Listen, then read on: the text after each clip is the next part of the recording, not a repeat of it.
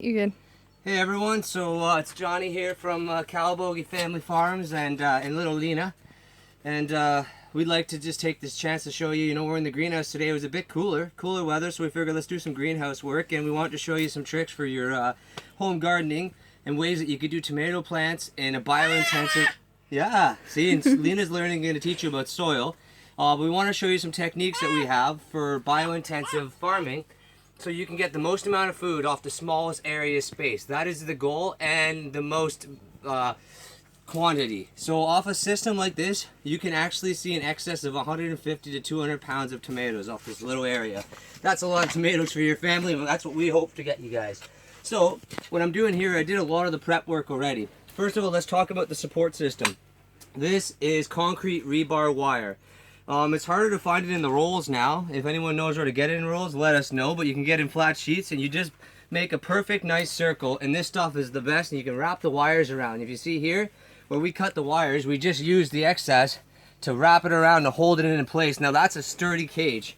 So the next thing you want to do is we also use page wire. So if you're familiar with page wire, it's about a foot section square. That's what we use. Sometimes the weight of the tomatoes, because we can grow them so well, or they get so vigorous, they can actually weigh down the cages and squish them in a bit, but it still works very well. And we've used hundreds of page wire cages over the years. The biggest we've ever done was 1,000. So what we do at first is you break up the soil nice if it's compacted, and you use your pitchfork and you work your way around. So I work my way around like this, and I'm kind of mounding it up towards the cage so that it's also supporting the base of the cage, so that there's that support there, but it's creating a nice mound. So you use your garden pitchfork. Ideally, you don't do it in Crocs. I mean, Crocs aren't really, I got tough feet, but Crocs aren't really the best for that. It's a little dusty in here because we haven't watered yet, but we'll water this right down in the greenhouse. And then, let's do the next stage. The next stage for your tomato plants is to get some nice garden compost, like this. And, in this case, I'm going to have to just throw it in the best I can, because I can't, sometimes with the other cages, I can usually just throw it over the top like this, and dump it in. And you do that about 6 to 8 times to get a nice concrete amount of compost in your soil to feed your tomatoes. And a good compost is a sheep horse mixture. It's got to be well composted. And we have quite a bit on the farm, and in the years to come we'll definitely have all the inputs you might need. So there we go. That's not a bad example right here. And sometimes it mounds up. So we got the compost there. You can move it aside like that. Now, two things you can do here. Got a hair in my mouth.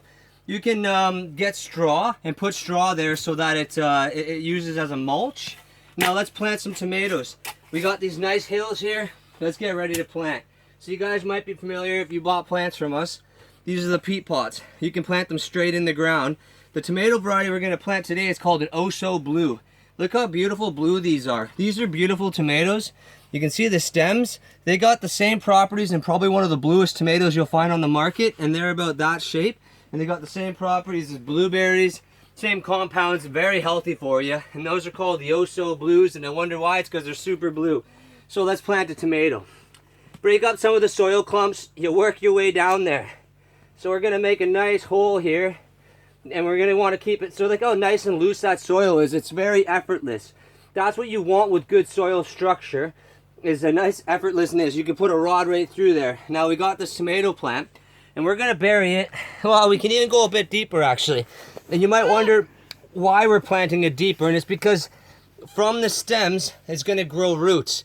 These roots are going to then create a big root mass for the plant, and it's during times of drought the plant will be able to access lower water sooner. And so here we go, we're burying the entire plant in the pot. Now everything in life you can do with a nice gentle nature.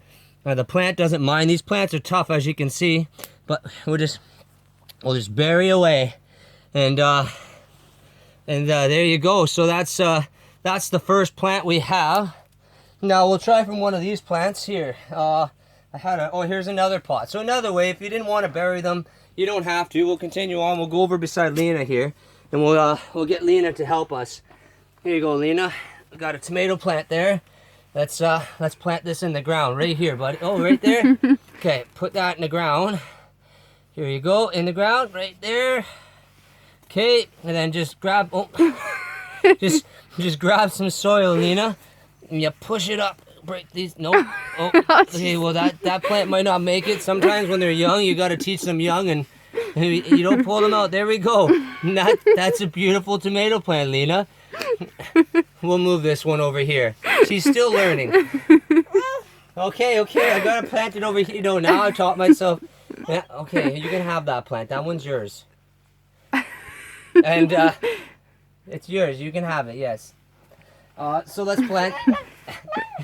So what I was gonna say is you can plant them to the rim of them. You don't have to bury the stalks. If you grow your own tomato plants, and let's say you got them too lanky, again, you can bury them deeper and they'll grow roots out of there. You work your way across and you plant them about 1.5 foot across. And around this cage, I'll plant 4 to 5 tomatoes.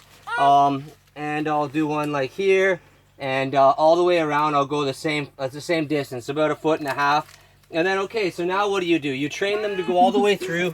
You use this Velcro tape. It works really well. You can get it at the nurseries, and you train your tomato plant all the way up. It'll fall down, and on this cage we'll probably get over 200 pounds of tomatoes this season. I hope you guys enjoy it. We'll share some more gardening videos on our YouTube channel, and this might be the last week for the plant sale, so thank you so much, and we'll keep sharing, and you can check out some of our plants right here, actually. This one we won't sell. I'll plant it. Thank you again. Oh, check out this lettuce too after. Show them the lettuce here. Here's some nice early lettuce. That's just to show you guys what's to come. We got a ton load of food that we're going to have for sale this summer to everyone in the valley that's interested in bulk foods. Thanks again.